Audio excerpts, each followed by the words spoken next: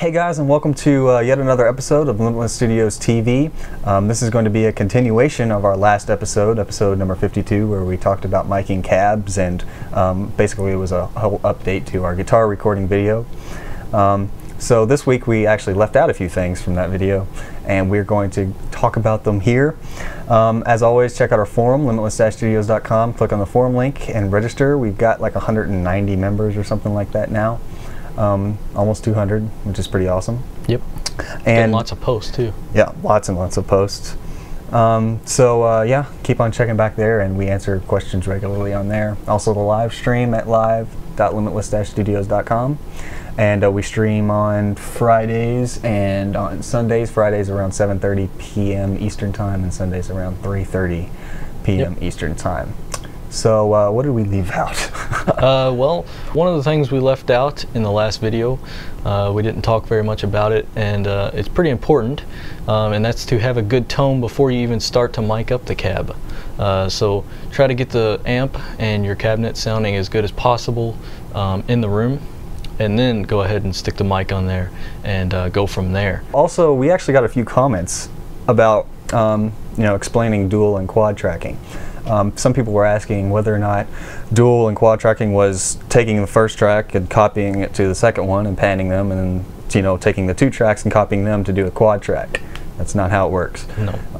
Double tracking is going to be you play it once and you pan it hard left or hard right, whatever. Yeah. And then you play it again and you pan it the other way, hard, 100% for double tracking. And then on the quad tracking, you're going to play it a total of 4 times. Separate tracks, you play it 4 times. If you just duplicate the track and you put it on new tracks, that's just going to increase your volume, because you've got the exact same wave. Even it's not like you played it exact. I mean, it's the exact same sound wave. So there's no variation. So you're not going to get any stereo field whatsoever if you just copy paste. Let's see what else. I guess. And then. In addition to that, dual and quad tracking, when you're doing double tracking, it's probably better for your faster riffs that need to be real accurate, because it's going to be harder to do quad tracking, obviously, than it is to be doing dual tracking. That also ties into having a good guitar player. So make sure you have a good guitar player so they can play these tracks tightly, so that you get a nice sound. That's the beauty of using like a DI box, as you can cut. If you screwed up a place, you cut there, and then you fill that place in, and so you have a master DI track that you use in order to reamp. Yeah, and then you can reamp that back and then get a good sound. One technique to use is if you're double tracking or quad tracking or whatever, set all of your tracks to center, and then listen to it back and make sure there's no fluctuation. You'll probably hear like a phasing sound, but all the tracks will be dead on accurate. That means you've got a really, really tight amount of tracks, and that's where you really want to be, is to where you don't hear any skippage or diddle-diddles when you don't want the trots. Yeah. Also, for the panning on the quad tracking, we usually do about 80 to 90% on the second set of guitars. You don't want to pan too close, because then you'll start interfering with the bass drum and the bass guitar and snare and everything else that needs to be in the center. So you want to keep both of them fairly wide, but if you pan them both at 100%, you can start getting a little bit mushy. Yeah. So you want to bring them in slightly for the quad tracking. And then let's see here. The next thing we're going to talk about is actually we've got some clips here as well. We mic'd up the 2 V30s in the Harley Benton cab, and we're going to show you, we're going to give you a sound clip, so the actual differences between the 2 different V30s. They're in the same cab, but they sound quite a bit different. Yep. Same cab with the same exact mic position. Yep.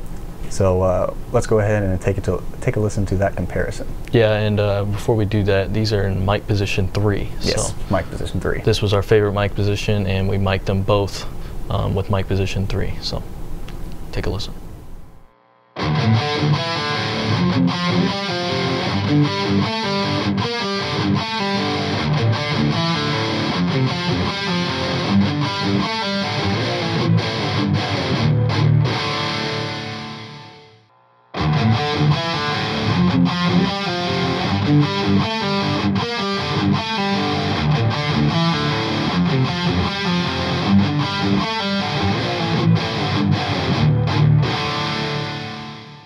So as you heard there, that's going to be the comparison between the left speaker and the right speaker. And you can hear, actually, there is a noticeable difference between the two speakers, even in the same mic position and the exact same cabinet. So you want to be sure to, you know, experiment and figure out which speaker that you think is going to sound best in your mix. You could also blend speakers if you want to. Which is, yeah, another technique. But the next thing we forgot to talk about, well, I guess we talked about it a little bit, but we're going to stress it this time, is the difference between cabs. You could have a 4x12, like a Marshall, loaded with V30s, and then have a Mesa 4x12 loaded with V30s, and they're going to sound completely different. Not only just because of the speakers, every speaker sounds different, but also because of the different build quality of the cabs, and the wood types, and even probably the grill, the type of mesh. The actual size of the cab. Yeah, and the actual size of the cabs. The Mesa oversized cab is actually bigger than most 4x12s, so it gives you a bit thicker sound. It's a little bit more boomier sounding as well. But I guess just find whatever cab you like the best and mic that up and experiment to see which one you like. Yeah, lots of experimentation. Yeah, especially. And one thing that we've learned is that everything changes your sound. Yeah. The slightest mic movements, speakers, different speakers sound different. Different guitars. Different guitars sound different. Different pickups. It's crazy the amount of differences you get with just changing one slight piece of equipment in your chain. Also know that once you get a guitar tone, you're probably most likely never going to get that same guitar tone again. It's like a lightning strike. It never strikes in the same exact spot. Yeah, you can probably get pretty close, but you'll never get the exact same tone. All right, so because next we're thing going to talk about that we were going to put in the video, but we kind of forgot to write it down in our notes.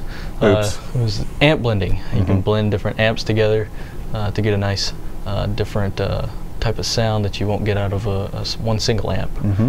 So some common amp blends here that you'll probably hear a lot in the metal industry is a PV5150 and a Mesa dual rectifier blend.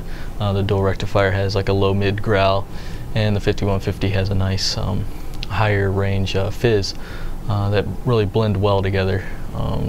You can also do like cranks and Mesas and whatever you want, whatever amps you have available. You can also do that with different cabinets, of course, like we said as well. So you got a lot of different options and versatility if you have the money to buy the equipment. Yeah. So I think that's pretty much all we left out of that we wanted to say. I think that's all we left out last week. Hopefully so, because we probably won't be doing another one of these extensions. Yeah, this is it. So hopefully you all enjoy. And if you haven't seen last week's video, definitely go back and watch it, because it's 20 minutes long and there's sound clips throughout, all kinds of stuff, mic positions. It's an awesome video. So be sure to, link will be in the description. So be sure to check out the actual episode 52 before watching episode 52 continued, even though you've already seen it. Yeah. So I think it's going to be it for this video.